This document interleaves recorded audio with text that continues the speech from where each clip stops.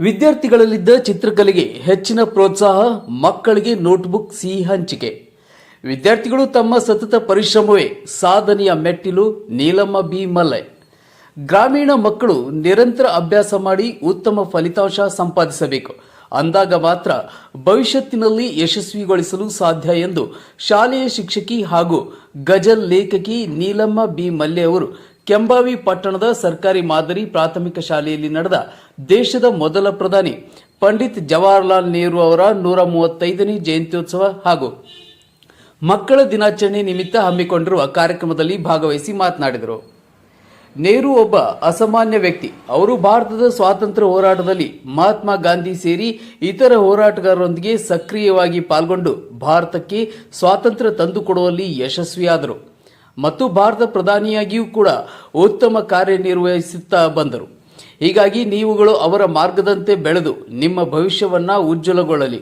ವಿದ್ಯಾರ್ಥಿಗಳಲ್ಲಿದ್ದ ಚಿತ್ರಕಲೆಗೆ ಹೆಚ್ಚಿನ ಪ್ರೋತ್ಸಾಹ ನೀಡಿ ಪ್ರತಿಭೆ ಗುರುತಿಸುವ ಕಾರ್ಯ ಮಾಡೋಣ ಎಂದು ಮಕ್ಕಳಿಗೆ ನೋಟ್ಬುಕ್ ವಿತರಿಸಿ ಸಿಹಿಯಾದ ಪದಾರ್ಥವನ್ನು ಹಂಚಿಕೆ ಮಾಡಿ ಮಾತನಾಡಿ ಹೇಳಿದರು.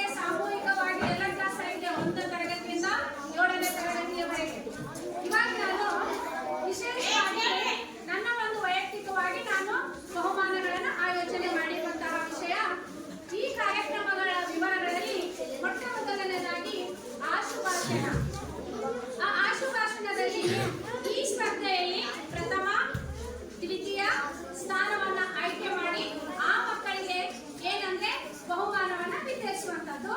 ಈ ಒಂದು ಆಶುಭಾಷಣದ ಸ್ಪರ್ಧೆಯಲ್ಲಿ ಪ್ರಥಮ ಸ್ಥಾನವನ್ನ ಪಡೆದುಕೊಂಡಂತಹ ವಿದ್ಯಾರ್ಥಿ ಶರಣ್ ಬಸು ತಂದು ಶಿವರಾಯ 6ನೇ ತರಗತಿ ವಿದ್ಯಾರ್ಥಿ. ಈ ವಿದ್ಯಾರ್ಥಿಗೆ ನೋಟ್ ಪುಸ್ತಕವನ್ನ ನಮ್ಮ ಶಾಲೆಯ ಹಿರಿಯ ಶಿಕ್ಷಕಿಯಾದ ಶ್ರೀಮತಿ ದೇವಕಮ್ಮ ಸಹ ಶಿಕ್ಷಕಿ ಅವರು ಬಂದು ಕೊಡಬೇಕಾಗಿ ಅವರಲ್ಲಿ ನಾನು ವಿನಂತಿಸಿಕೊಳ್ಳುತ್ತೇನೆ.